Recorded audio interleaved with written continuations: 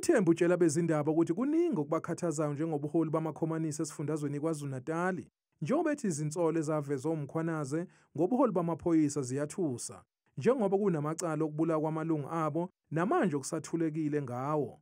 Kanti bayijabulele le khomishane futhi bafuna ithinte nokubulawa kosombusazwe KwaZulu-Natal.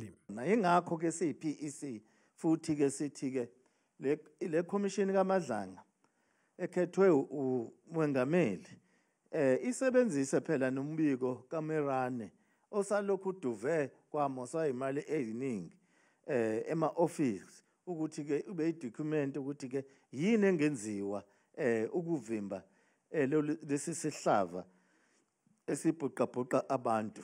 Kanti kunokukhathazeka ngokwanda kwemibiko yenkohlakalo esifundazweni. Kwemibiko elokhu iqhamuke njalo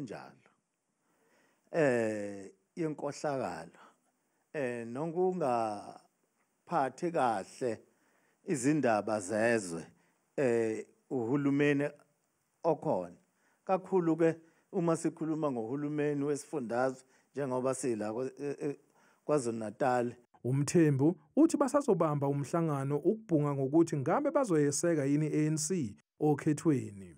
Iningi lethu line membership kwi-ANC kanjalo nakwi-Communist Party ukuthi ke sizobhekana kanjani naleso simo. I-ACCP izobamba umgubho wayo weminyaka eyi-104 yasungulwa kwaDlangezwa eMpangeni ngenyanga ezokwethwasa.